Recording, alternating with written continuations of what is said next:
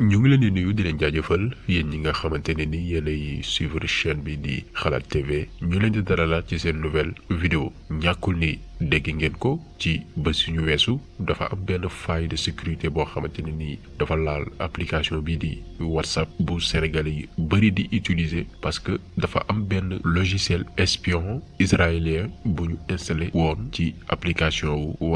WhatsApp nag ci ab communiqué mu xamal ni corrigé nañ li nga xamante ni mooy faille boobu noonu te après loolu ONG yu bëri porté nañ plainte entreprise bi nga xam ne moo créé woon logiciel boobu noonu muy NSO Group moo tax tey ñu def vidéo pour leeralal leen situation boobu naka la demee parce que seetlu nañ ni depuis bi ñu annoncé faille de sécurité boobu noonu Sénégal dafa mel ni informé wuñ leen ci li nga xamante ne nii mooy erreur boobu noonu nga xam ni laal na ab application boo xamante ni bëriwul Sénégalais yu am téléphone yu ko dul utiliser muy WhatsApp parce que faille de sécurité boobu noonu dafa laal fonction appel bi nga xamante ni moom la ñuy def via WhatsApp logiciel d'espion boobu noonu nga xam ni entreprise israélienne bi ñuy woy NSO Group moo ko créé day installé wu ci li nga xamante ne nii mooy application utilisateur bi loolee mën a tax ñu infecté li nga xamante ni mooy appel téléphonique yi muy def via WhatsApp loolee taxoon WhatsApp génne ab communiqué pour xamal utilisateurs yi ñu mettre à jour seen application yi pour plus de sécurité donc ñi nga xamante ni yëguñu ko woon wala ñi nga xamante ni yëg nañ ko te defuñu mise à jour mën nañ ko def pour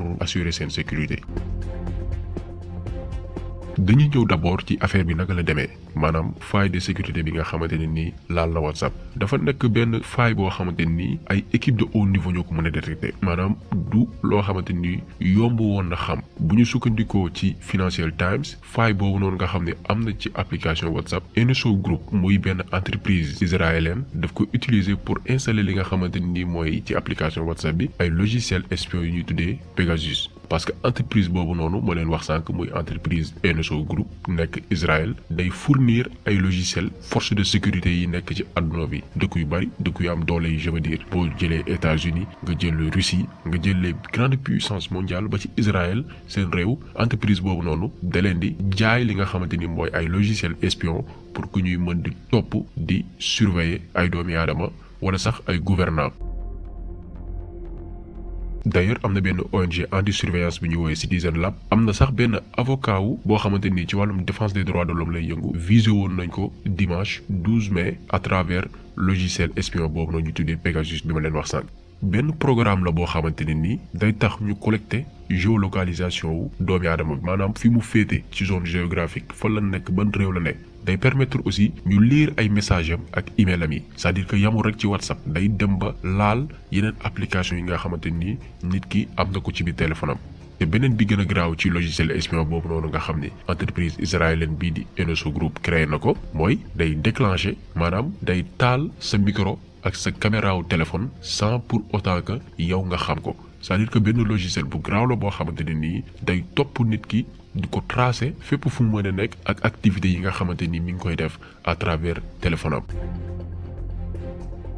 comme ni ma leen ko waxee woon sànq groupe NSO day jaaxe ay produits yooyu noonu muy logiciel espion yooyu noonu ay gouvernement yoo xamante ne nii dañuy salfaañi li nga xamante ni mooy ak yelleef doomu aadama di leen jox tamit ay outils yoo xamante ne nii ñooy tax ñuy topp seeni opposants boo jëlee ci réew yi nga xamante ni conflit politique bi dafa am doole gouvernants yi dañuy jënd genre outils yooyu noonu pour topp seen opposants yi nga xamante ne nii xëy na da leen sonal te loolu ONG Amnesty International dëggal na ko ci communiqué boo xamante ni daf ko publié woon le 13 mai d'ailleurs en août 2018 kenn kuy liggéey Amnesty International ciblé woon nañ ko jaaree ci logiciel boobu noonu muy Pegasus comme ay yeneen militants ak ay journalistes yoo xamante ne nii ñu ngi ci ay dëkk yu bari yu ci mel ni Arabie Saoudite wala Émirats Arabes Unis wala ay yeneen i réew.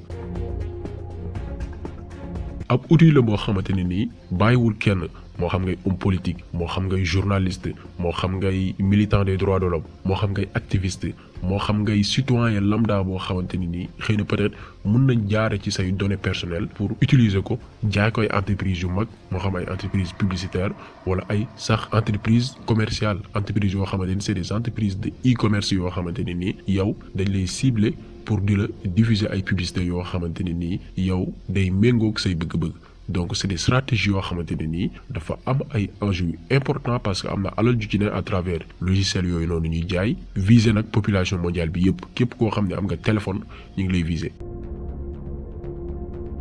te li gën a yéeme ci cas bi mooy entreprise boobu di NSO Group bi créé logiciel espion yooyu noonu dañ koy def en complicité ak état bu Israël. loolu moo tax ONG Amnesty International décidé porter plainte ministère de la défense bu Israël bi nga xamante ne nii moo war a encadrer lépp loo xamante ni nii jëm na ci kaaraange nit ñi ak doomi aadama fu mënti ne parce que entreprise bu nekk ci biir réew mi la boo xam ne yemul ci biir réew mi mais day intervenir ci yeneen réew mais dañu constaté que ni état Israël moo protégé entreprise boobu noonu parce que entreprise boobu di NSO Group nekk Israël jot nañ ay plainte yu bëri tukkee ci ñenn ci askanu Israël ak ay défenseurs des droits de l'homme yoo xamante ne nii dañ leen attaqué woon te entreprise boobu noonu moo ko def mais plainte yu doomi aadama yooyu yëpp defoon contre entreprise boobu noonu état Israël réagirul c'est-à-dire que entreprise bi day exercer en complicité ak état bu Israël moo tax affaire bi jafe xeex.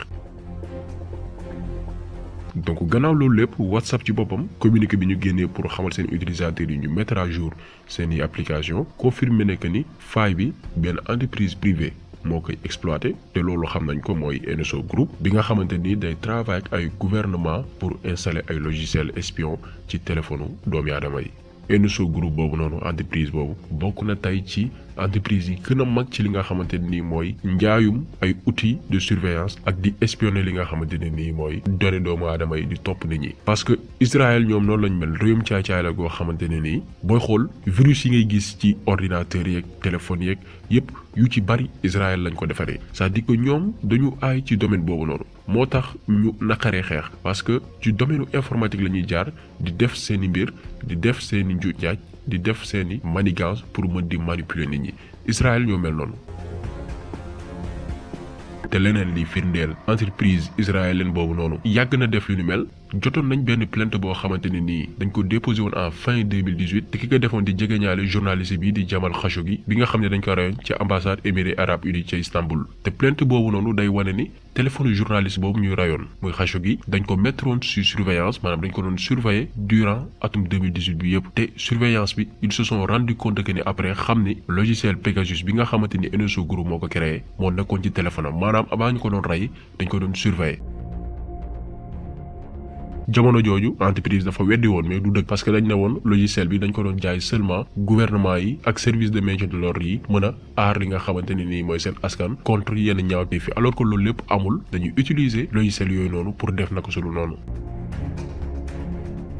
pour ñi nga xamante ni xëy na peut-être ñi ngi tiit ba xam désinstaller seen WhatsApp ak tout da leen di xamal rek faille bi nga xamante ni amoon na ci li nga xam ne mooy service de sécurité WhatsApp d'après li ñu wax corriger nañ ko. donc mun nañ bañ a tiit lu bari il suffit seulement nga mettre à jour li nga xamante ni mooy sa application parce que logiciel Pegasus boobu nga xam ni entreprise israélienne boobu noonu moo koy créé yàgg nañu def lu ni mel doon nañ jaar ci yeneen canaux pour installer ci ay téléphone wala ay yeneen plateforme ay virus wala ay logiciel espion def nañ ko Apple def nañ ko Google def nañ ko ay entreprise yu bari yàgg nañ perpétrer li nga xam ne nii mooy xeetu ñaawteef yooyu ab mbir la boo xamante ni tey épargné wul benn entreprise boo xamante ni da ngay yëngu ci wàllum technologie faille de sécurité yi day gën di jéggi dayo parce que dafa am benn mafia boo xamante ni ñoo ci nekk di créer ay logiciel espion ak ay outils yoo xamante ne ni dañ koy mettre sur le marché clandestin di mën a surveiller données doomi aadama yi marché bu am alal la parce que c'est des centaines de millions d'euros yoo xamante ne nii dañ koy jaay ay entreprise dañ koy jaay ay gouvernants dañ koy jaay ay yeneen groupe yoo xamante ni ñaawteef kese la ñuy def.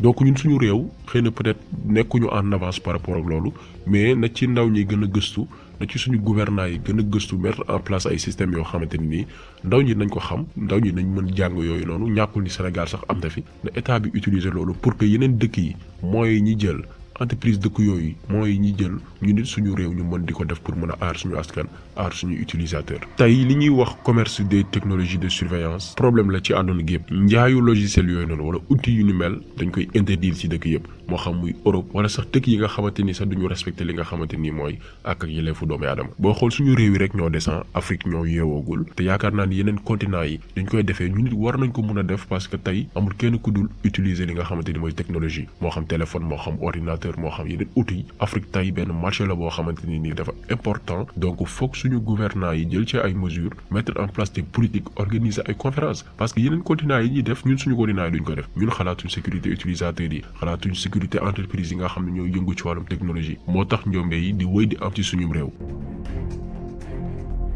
donc nag pour protéger wu ci ñaawteef yooyu nga xamante ni mi ngi laal utilisateur àdduna gépp yemul rek Sénégal li ci gën mooy nga prudent di jéem a installer li nga xamante ni mooy ay logiciel de surveillance yoo xamante ne nii dina la mën a permettre nga protéger li nga xam ne mooy say données personnelles am na ci ay logiciels yu efficace moo xam ngay utiliser iPhone wala Android wala nga yor ordinateur activer bépp moyen de protection boo xamante ni am nga ko sa téléphone wala nga wut ko à travers un informaticien wala koo xamante ni xam-xamam màcc na ci nga mën di aar sa outil bi nga xamante ni mënoo tàqaliko ak moom. di moytu aussi tamit application wala logiciel boo gis jéem ko installer parce que la plupart noonu la ñuy def dañuy xool bëgg-bëggu li nga xam ne mooy utilisateurs yi fexe créer genre application wala logiciel yu mel noonu pour que buñ ko installer seen i téléphone portable wala seen i ordinateur ñu mën a jaar ci logiciel yooyu noonu wala application yooyu pour mën di leen surveiller pour mën di teg bët li nga xamante ni mooy seen données personnelles mën di leen suivre donc yooyu yëpp foog ñu def ci attention balaa ngay télécharger sa application wala logiciel lire li nga xamante ni mooy avis yi maanaam lan la ci utilisateur yi wax nga xool commentaire ba pare bu la leeree ni wóor na nga koy soog a télécharger looloo gën a wóor. donc yéen ñi nga xamante ni yéen ñuy suivre actuellement bu fekkee ni dafa goolee li nga xamante ni mooy mise à jour seen application WhatsApp def leen ko dès maintenant pour assurer li nga xamante ni mooy seen sécurité. donc vidéo bi tey loolu la woon ñu ngi leen di gërëm di leen jaajëfal di leen jox dig daje beneen yoon ak beneen vidéo jaa ngi jëf.